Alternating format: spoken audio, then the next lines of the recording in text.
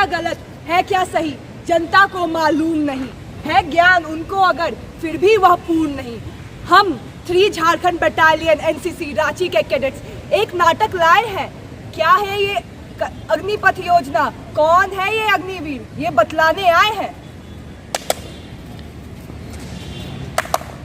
सुप्रभात दोस्तों, आपकी सुबह की शुरुआत करते हैं कुछ ताज़ा खबरों के साथ।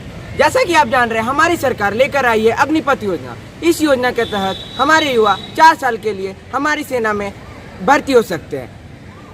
हेलो, क्या? ठीक है। तो दोस्तों, हमें अभी सूचना मिली है कि कुछ युवाओं ने आक्रोश में आकर और आधी अधूरी जानकारी पाकर दंगे की शुरुआत कर चुकी हैं। और आगे की जानकारी पाने के लिए बने रहिए हमारे साथ। धन्यवाद। देखो देखो ये क्या हो रहा, कैसी ये नादानियाँ। खुद को कहते हम देश का भविष्य, फिर क्यों ये बर्बादियाँ। तुम समझने की चाह तो रखो, हर प्रश्न का जवाब मिल जाएगा। क्या ये दंगे फसाद से तुम्हारा भविष्य बन जाएगा? क्या हो गया हमारे इस देश के युवाओं को? बिना कुछ जाने समझे आधी अधूरी जानकारी लेके वे दंगे करने उतर आए हैं। चारों तरफ यही मंजर है। ये भटके हुए युवा अपने ही देश की संपत्ति का नुकसान कर रहे हैं। इससे आम जनजाति की जीवन शैली पे प्रभाव पड़ रहा है। क्या उनसे उनके सपने संवर जाएंगे? क्या उनसे उनकी सफलता हो जाएगी? अग्निपथ सरकार द्वारा लाई गई सशस्त्र बलों की तीनों शाखाओं में भर्ती के लिए एक नई योजना है। इसके तहत महिला एवं पुरुष दोनों ही उम्मीदवार सेना में सेवा देने के लिए आवेदन कर सकते हैं। इसके तहत नॉन कमीशन रैंक्स में भर्ती की जाएगी और इसके लिए जो आयु सीमा तय की गई है वो है 17.5 से 21 वर्ष। इसके तहत जो रैंक्स दिए जाएंगे वो मौजूदा रैंक से भिन्न होंगे और साथ ही अग्निपथ के तहत जो भी सैनिक भर्ती होंगे उन्हें नाम दिया जाएगा अग्निवीर। जैसा कि आप सभी लोग जानते हैं कि लोग आजकल स्थायी नौकरी की तलाश में हैं, इसीलिए वे इस योजना का विरोध कर रहे हैं। लेकिन मेरे दोस्तों, वे ये नहीं जानते कि इस 4 साल की सेवा में वे बहुत कुछ कर सकते हैं। वे बहुत कुछ अपने देश को दे सकते हैं। वे किसी भी आपातकालीन परिस्थिति में, किसी भी युद्ध परिस्थिति में अपने देश को योगदान दे सकते हैं।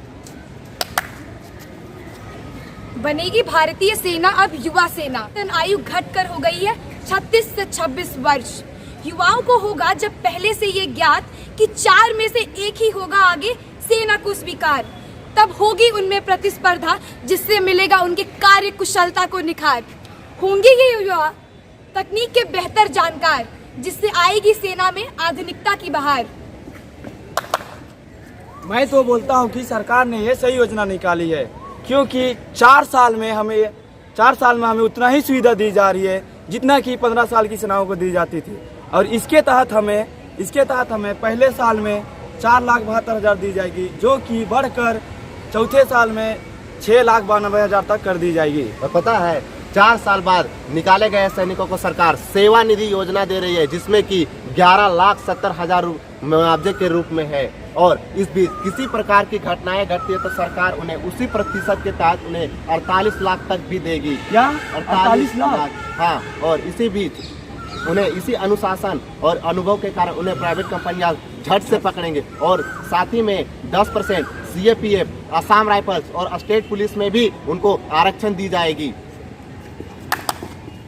जैसा कि आपने हमारे इस नाटक के जरिए जाना कि किस तरह कुछ युवक दूसरों के बहकावे में आके और आधी अधूरी जानकारी पाके गलत काम कर रहे हैं, हमारे अनुसार ये जो योजना है ये बहुत ही अच्छी है और इससे बहुत ही लाभदायक है। और ये ना केवल हमारे देश के लिए बल्कि हमारे युवक के लिए बहुत ही लाभदायक साबित होगी। अवसर मिला है जिंदगी में वीर बनने का, और बने हम भारत के अग्निवीर।